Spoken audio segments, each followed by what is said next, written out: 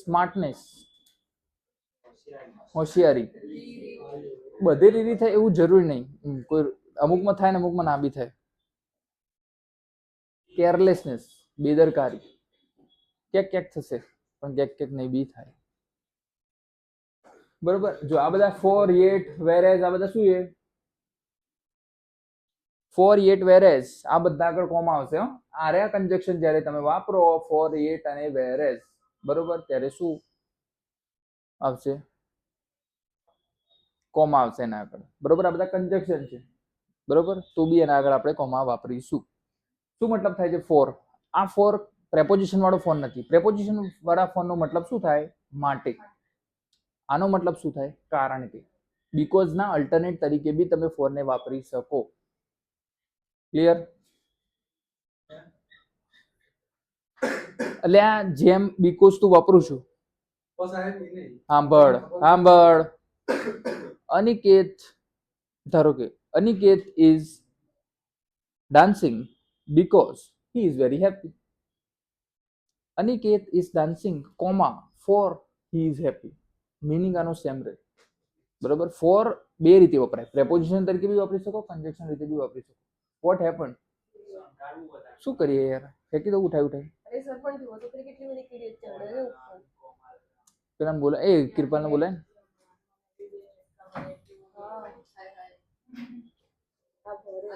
આમાં કેવું આપણે नहीं કેવું इतने मैंने कोई चाय नहीं रखी है bro. Don't blame me for this, you know. Don't play a blame game, Krina. બધા વધા જોઈ છે ને, વધા જ ઉઠાવવાના ખાલી. અરે પોઝિટિવિટી બી, ના શું કહેવાય પેલાના, ઓપ્ટિમિસ્ટ.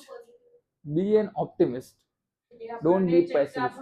એટલે ઓપ્ટિમિસ્ટ એટલે આશાવાદી. દરેક વસ્તુમાં જે પોઝિટિવ શોધે. સાંભળો ને, ઓપ્ટિમિસ્ટ એટલે શું થાય? આશાવાદી. દરેક વસ્તુમાં પોઝિટિવ વસ્તુ શોધી. બરોબર. અને પેસિમિસ્ટ એટલે શું? તો કે દરેક વસ્તુમાં ખામી શોધે. સો ડોન્ટ બી પેસિમિસ્ટ. એ કીડીઓ આવે છે ભાઈ, સાફ કરે. કીડીઓ આવે છે ये લાલ, તો તું સાફ કર. કરવું પડે ભાઈ. સ્ટુડન્ટ ઇનકન્વીનિયન્સ ના ફેસ થવી જોઈએ. આ નફા તો લેવા ને કપાઈ જશે. જો તું બીજે બેસ બીજા આવી જાય. મન તો કદી કાઢ્યું કીડીઓ કરતી નહીં. બોલો.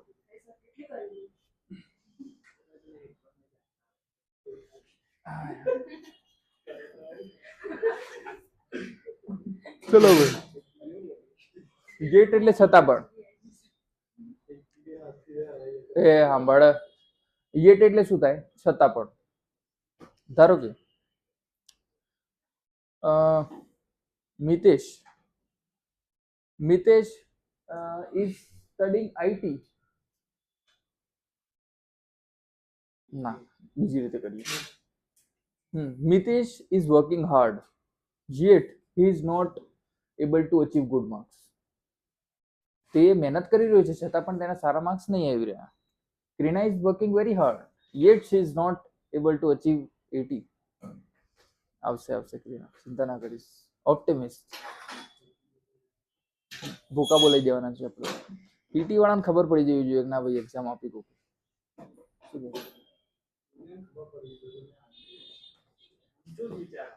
આમ ગાંધીનગરમાં વટ પડી જવું જોવું કે ના ભાઈ આપી એક્ઝામ. ના ભાઈ મારા નકશા કદમ ઉપર નહીં હેડવાનું. નહીં આવતા. આવશે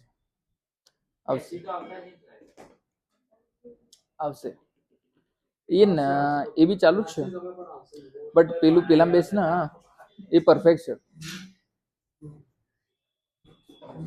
90 માંથી લાવવાનો પ્રયાસ ચાલી રહ્યો છે. આવી જશે. કઈ નહીં, કાપી નાખશું. એટલે આમાંથી વધુ કટ શું કરવાનું? 15 સેકન્ડની ક્લિપ્સ. અત્યારે લોકોના લોંગમાં કોઈ ઇન્ટરેસ્ટ નહીં. લાંબા વિડીયો જોવા કોઈને નહીં ગમતા. બધાને શું જોઈએ? ક્લિપ્સ. કોઈ ટાઈમ જ નહીં એટલો. કોણ જોવે કલાકના વિડીયો? શોર્ટ ધડાધડ 1 મિનિટ 30 સેકન્ડ. હા,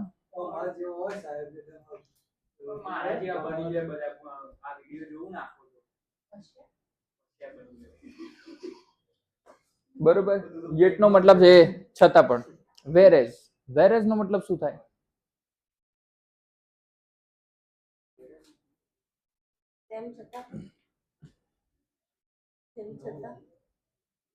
તેમ છતાં આ વિરોધાભાસ દર્શાવવા માટે વપરાય. કે ધારો કે Mohit is intelligent, whereas his brother is a dumb, is dumb. Mohit intelligent છે પણ એનો ભાઈ ડમ્બ છે. ડમ્બ નો મતલબ શું થાય? ડફોડ. શુદ્ધ ગુજરાતીમાં કહીએ તો મગજ વગરનો, બુદ્ધિનો લટ. ગઈ આપણે ગુજરાતીમાં ગુજરાતી જો ગુજરાતીનો જે વર્ણમાલા ખરી ને શબ્દવાળા બહુ મોટી છે. ગુજરાતી બહુ શબ્દકોશ ગુજરાતીનો બહુ મોટો છે ઇંગ્લિશ કરતા. એક જ ધારો કે ઇંગ્લિશમાં અંકલ, આપણા જો કાકા, મામા, માસા, ફુવા બધા માટે અલગ શબ્દ. ભત્રીજો, ભાણિયો, સાઢુ, બનેવી. ઇંગ્લિશમાં બધું ના હોય.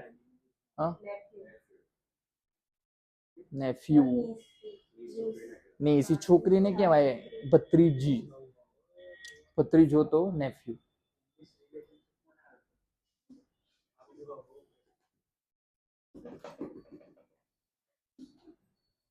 શોર્ટ ટર્મ હશે ને? બરોબર, તો વેરેઝ એટલે શું થાય? તેમ છતાં. વિરોધાભાસ દર્શાવવા માટે વપરાય.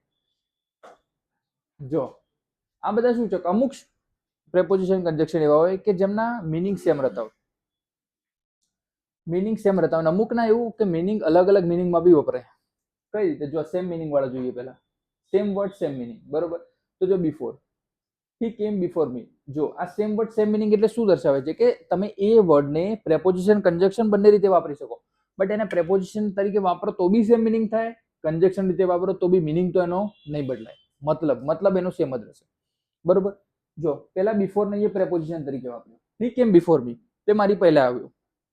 મિનિંગ તો શું થયો એનો? પહેલા. અને પ્રેપોઝિશન તરીકે વાપર્યું. કારણ કે આઈડેન્ટિફાઈ કઈ રીતે થાય? કન્જક્શન છે પ્રેપોઝિશન. કન્જક્શન હોય તો પાછળ બીજું સેન્ટેન્સ આવતું હોય, પ્રેપોઝિશન હોય તો ખાલી ટુકડો આવતો. અહીંયા ટુકડો આવે છે એટલે પ્રેપોઝિશન. પહેલા મતલબ શું? હી કેમ બિફોર આઈ કેમ. બંને સેન્ટેન્સ છે. હી કેમ બિફોર આઈ કેમ, હું આવ્યો તે મારા પહેલા આવ્યો.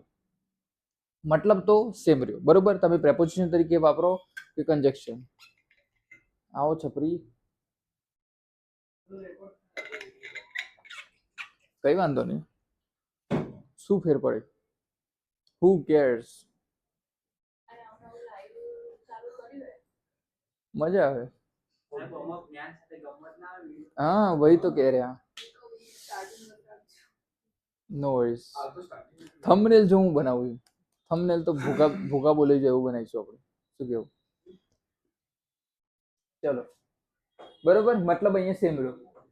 અહીંયા ટીલ. ટીલ એટલે શું? I will wait till 5 o'clock. Till એટલે સુધી. સુધી. I will wait till 5 o'clock. અહીંયા પ્રેપોઝિશન તરીકે વાપર્યો. મતલબ શું થયો? હું 5 વાગ્યા સુધી રાહ જોઈશ. બરોબર. Conjunction, I will wait till it is 5 o'clock. અહીંયા બંને વાક્યો છે, કન્જક્શન તરીકે વાપર્યું છે. બરોબર. એટલે તો ટીલ, હું 5 વાગ્યા સુધી રાહ જોઈશ. 5 વાગે ત્યાં સુધી હું રાહ જોઈશ. બરોબર. તો સુધી જ મતલબ છે. સેમ મતલબ. After, until, then, since. Since એટલે આ બધાનો શું? આફ્ટર એટલે પછી, અન્ટિલ એટલે જ્યાં સુધી નહીં. બરોબર. ધેન પછી, સિન્સ એટલે ત્યારથી. જો સિન્સ બી બંને રીતે વપરાય. પ્રેપોઝિશન કન્જક્શન બંને રીતે. જો I am living here since my birth. હું મારા જન્મથી અહીં રહ્યો છું. બરોબર. થી અથવા ત્યારથી. બરોબર. એવો મતલબ કંઈક થાય આનો. બરોબર. કે જન્મથી. I am living here since I was born. હું જન્મ્યો ત્યારથી અહીં રહી રહ્યો છું. બરોબર. એટલે પ્રેપોઝિશન તરીકે વાપરો, કન્જક્શન તરીકે વાપરો, મતલબ રહેશે. હવે જો સેમ વર્ડ ડિફરન્ટ મિનિંગ, એનો અલગ અલગ મિનિંગ કાઢીએ. સિન્સ, આનો સેમ મતલબ તો કરી શકે. હેલો ડિયર, તારી જ રાહ જોઈ રહ્યા હતા અમે. કોઈ રાહ નતું જોતું બેરે છે મને. કોઈ રાહ નતું જોતું બેરે. કીડીઓ તારી રાહ જોઈ. કીડીઓ ચડશે ભરી ભરી. ને ગરોળીથી ફરક નહીં પડતો. પેલી શું નામ? હિતાક્ષી. એટલે અહીંયા